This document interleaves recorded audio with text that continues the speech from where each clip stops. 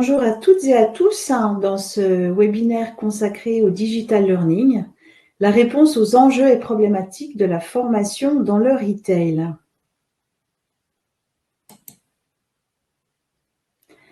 Le secteur du retail s'avère être un terrain d'action privilégié pour le digital learning, notamment par ses caractéristiques géographiques, mais il y a aussi la diversité des métiers à prendre en considération. Vous pourrez, dans ce webinaire, découvrir quelles sont les particularités de la formation des forces de vente, qu'on va illustrer par des portails clients dans le secteur de la mode. Donc, ça sera l'académie par Kiabi en focus 1. Ensuite, nous irons dans le secteur de l'audiovisuel avec la Canal Academy. Enfin, comment créer de l'engagement et de l'attachement à votre marque à travers ces portails de formation digitaux très personnalisés. Maintenant, je viens sur les enjeux et les problématiques de formation. On en dénombre 5 majeurs. Au cœur de la formation, on a l'apprenant. C'est essentiel de lui donner les moyens d'être un acteur. L'acteur, c'est l'acteur principal de son développement professionnel. Il va être bien entendu encadré par son management, autre acteur majeur à impliquer dans la formation des équipes, et ça au plus tôt de la construction des dispositifs de formation. L'objectif va être de pouvoir faire monter en compétences les différents métiers et de manière proactive. Fort des expériences passées, si je reviens sur le printemps 2020, le commerce a connu un arrêt brutal. Depuis, le retail est en route pour se réinventer. Le e-commerce est parfois imposé. Et puis, on a des nouvelles compétences qui émergent. Actuellement, avec le e-commerce, on a une culture commerciale doublée d'une culture marketing, mais ça va être aussi des compétences techniques pour échanger et travailler à distance. On a dû tous se mettre super rapidement à utiliser des classes virtuelles, à travailler sur le réseau social de l'entreprise, à discuter dans des groupes, etc. Mais c'est aussi des soft skills parce que travailler seul chez soi, quand toutes les boutiques étaient fermées, par exemple, c'était le cas. Donc, Kiabi, dans l'exemple qu'on va amener tout à l'heure, a mis en place des formations pour aider les gens à avoir un peu plus de résistance au travail solitaire, mais il y a aussi des aides pour l'autodiscipline dans l'organisation de son temps, une proximité à donner, être proche des équipes pour pouvoir communiquer. Comme les métiers sont nombreux, il convient aussi de s'adapter aux différentes populations cibles pour offrir une expérience personnalisée, qu'on ait l'impression qu'on arrive sur le portail, que c'est bien nous que ce portail attend, de retrouver aussi les formations qui correspondent bien à notre métier, à notre profil, à notre progression, à savoir ce qu'on a fait avant. Donc, tout ça s'enchaîne d'une manière fluide et cohérente. L'objectif aussi peut être de créer une adhésion communautaire à la marque et à ses valeurs dans le but toujours de pouvoir engager et fidéliser les équipes. Maintenant, le digital learning apporte bon nombre de réponses. J'en ai choisi quelques-unes, comme par exemple mettre la formation au rythme du turnover. On va parler bien sûr de l'onboarding, de l'intégration donc des nouveaux collaborateurs dans ces phases-là, mais aussi de la formation des intérimaires. Et puis, il y a aussi le rythme des nouvelles collections. Donc, ça va être formé aussi souvent que nécessaire. Et puis, dans un souci aussi d'optimisation du temps, c'est réduire le temps justement d'immobilisation des des conseillères de vente. Voilà, c'est rendre finalement aussi la formation accessible à tous en prenant en compte l'organisation et l'équipement du point de vente. Quelquefois, dans les boutiques, il n'y avait pas forcément de tablettes à disposition, peut-être juste un ordinateur pour suivre le stock, etc. Donc, qu'est-ce qu'on met à disposition des équipes? Comment on organise aussi l'activité en dégageant du temps, je dirais, pour la formation sur le point de vente. Et puis, ce qu'on peut aussi considérer, c'est que chaque retail est différent. On a notamment les spécificités liées aux boutiques multimarques qui veulent se démarquer justement, créer un attachement plus profond à leur marque et éloigner les autres. Et qu'est-ce qu'on va mettre à disposition dans ce cas-là? C'est important de considérer ce que la concurrence fait déjà. Est-ce qu'on met à disposition une app qui sera accessible sur les tablettes professionnelles et pourquoi pas sur les téléphones privés? Et puis dans le cadre des franchises, la formation, elle va faire partie du package. Donc c'est tout aussi primordial d'y accorder un soin très particulier. On va passer au premier focus sur l'académie Kiabi. Dans le contexte de l'année 2020, Kiabi, c'est une success story dans la formation d'un réseau international de distribution. Depuis toujours, de toute façon, le secteur du retail a montré la voie en matière de e-learning, de digital learning. Et puis, je pense que c'est utile pour les responsables de formation qui nous écoutent, qui œuvrent dans ce secteur ou dans d'autres, de savoir pourquoi. Nous allons rapidement décrire l'académie à travers quelques écrans que je vais vous commenter.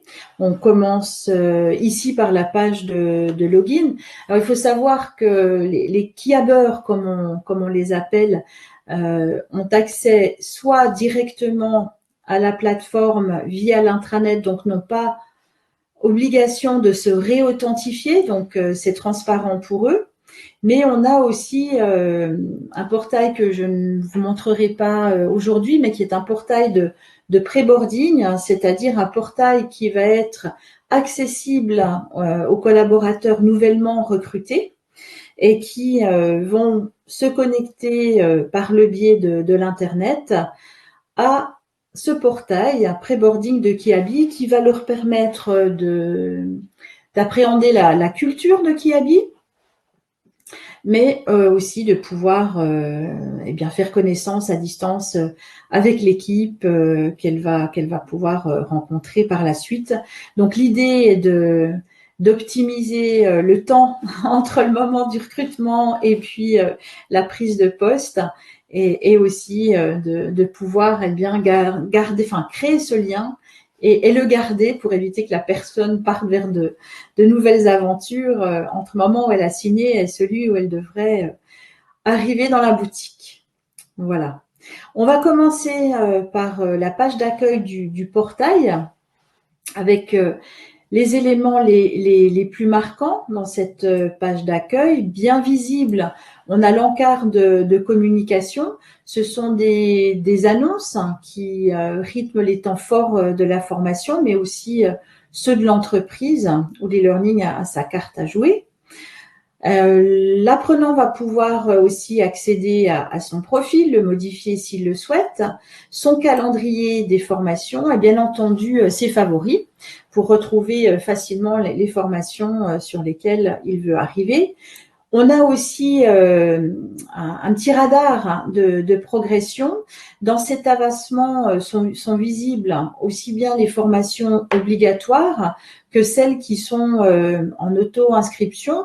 Ce radar a pour fonction de soutenir aussi l'envie de progresser. À la une, on verra les contenus poussés par le service formation, comme par exemple la campagne entretien de développement. On a des contenus populaires, hein, ceux qui sont les plus suivis par les apprenants. On peut avoir aussi la catégorie contenus les mieux notés. Voilà, un peu d'émulation de ce côté-là. Le forum, c'est aussi une des premières caractérisations de la communauté d'apprenants que Kiabi a cherché à créer à travers ce portail. On va passer à l'onglet Bibliothèque. Tous les contenus sont accessibles à tous les utilisateurs. Donc voilà, ça c'est important de le noter, c'est open bar pour tout le monde. Alors pour s'y retrouver, on a une recherche à facettes qui va permettre de faire le tri par thématique, mais aussi par les notes données par les apprenants, par la durée. J'ai 20 minutes devant moi, qu'est-ce que je peux apprendre, mais aussi des modalités pédagogiques différentes, propices à être utilisées selon l'endroit où on se trouve, hein, par exemple. Kiabi, sur la partie contenu, donc, a beaucoup créé de contenu en interne, ou parfois avec l'aide d'un prestataire externe. Il y a des outils intégrés dans la plateforme MOS pour pouvoir créer des contenus de formation et des contenus plutôt de type questionnaire. Ils envisagent aussi d'intégrer des contenus sur étagère. Pourquoi créer des contenus sur mesure? Ça permet aussi de les localiser pour les différents pays, en particulier pour les formations réglementaires, où là on a des grosses différences entre la France, le Portugal, l'Italie, mais aussi d'autres pays comme la Russie et la Chine. Sur la partie parcours métier maintenant, là il existe une notion de plan d'apprentissage en 3 parties. On va voir les premiers pas chez Kiabi, c'est la phase d'onboarding que j'évoquais tout à l'heure. On a les essentiels métiers, donc c'est des modules personnalisés en fonction de la réalité opérationnelle qui vont être orchestrés sur une année à peu près. Pour aller plus loin, on a cette partie mobilité en lien avec la gestion des talents qui est en cours de construction chez Kiabi.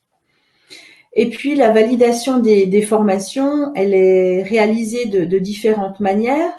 On a des questionnaires d'évaluation et de connaissances, mais ce sont aussi les managers et les formateurs qui vont aller valider sur le terrain les compétences ou les objectifs de formation. Pour information, dans la plateforme MOS, le référentiel de compétences, il est en lien avec le profil utilisateur et les formations. On va avoir des questionnaires aussi de positionnement et d'évaluation diagnostique qui vont permettre de créer dynamiquement le parcours de formation selon les compétences déjà acquises ou celles à acquérir. Retour d'expérience sur comment le portail et l'action de la formation ont été perçus durant cette année qui est passée. Le regard de la direction a changé, bluffé par la capacité de réaction des équipes Kiabi. Ils partaient de zéro, ils sont arrivés à 100 ressources formatives créées à 2 semaines. On a monté le portail en parallèle. Donc, c'était vraiment quelque chose de super rapide parce qu'il fallait occuper les gens qui étaient soit en télétravail ou quelques-uns dans les magasins pour pouvoir justement former sur les nouvelles dispositions mises en place. Il y a eu notamment le click and drive, donc des nouveautés au niveau du e-commerce. Il fallait réagir et être vraiment collé à l'actualité de l'activité. Au final, ce sont plus de 7 heures de formation pour nos fameux Kiabeurs. Je tiens aussi à souligner l'importance du manager et de la formation dans les magasins. Voilà, ils ont été vraiment impliqués et très réactifs, ce qui a permis aussi d'avoir ces très bons résultats. Dans les bonnes pratiques, on retient l'expression de la marque sur le portail où les Kiabeurs ont totalement été immergés dans la culture qui habille. Il y a eu aussi un plan de communication qui a été mis en place avec un teaser, donc une petite vidéo qui montre ce à quoi on peut s'attendre sur le portail. Il y a aussi des notifications pour attirer et fidéliser. Et puis aussi pour récompenser, hein, on peut mettre des annonces ou envoyer des emails de félicitations en fonction du degré d'achèvement des formations. Côté contenu, c'est une stratégie push and pull, donc double, qui consiste à pousser des contenus essentiels, pour ne pas dire obligatoires, qui vont être combinés à des ressources en libre service. Et puis, il y a le côté social learning qu'on a évoqué avec des espaces d'échange sur la plateforme pour créer cette communauté apprenante. On va passer dans le focus 2 sur la Canal Academy de Canal+. Ici, l'image de fond, c'est celle du site web. Comme ça, vous allez pouvoir juger de la cohérence de la marque sur le portail de formation. Alors, au sein du pôle distribution, la Canal Academy, elle s'adresse principalement aux partenaires du service client, donc des externes.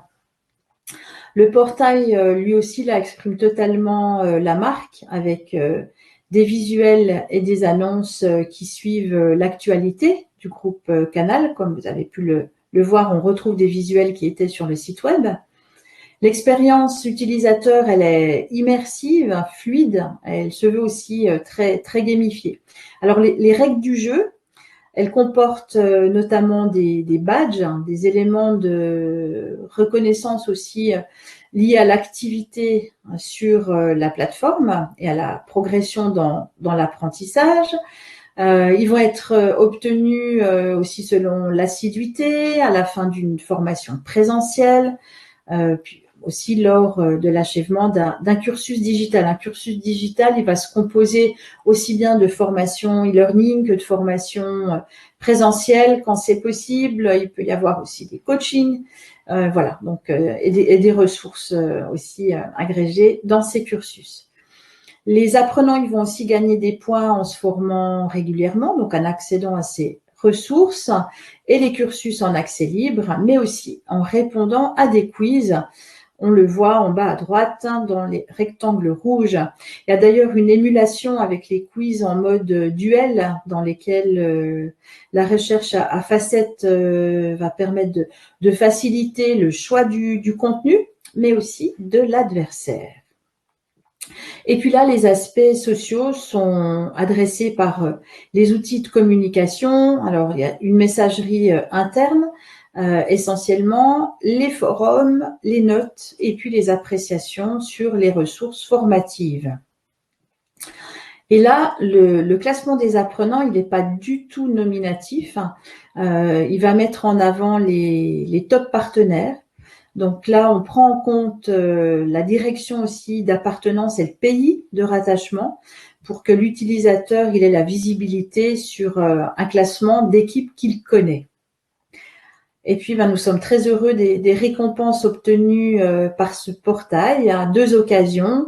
Pour le printemps des universités d'entreprise, qu'on appelle USpring, donc 2021.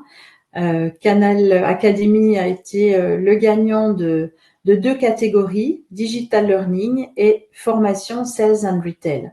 Et puis aussi lors des trophées du Digital Learning 2021 FEFOR. Donc là, il était le gagnant de la catégorie Expérience et engagement apprenant. En conclusion, ces portails vont permettre de créer, de renforcer le sentiment d'appartenance, hein, tout en donnant les moyens à l'apprenant d'être au cœur de son développement professionnel. Et on met aussi beaucoup l'accent sur maintenant les compétences transversales qu'intègrent bien ces portails de formation et qui font partie du développement professionnel. Voilà, merci de votre attention. Je vais maintenant pouvoir répondre à vos questions.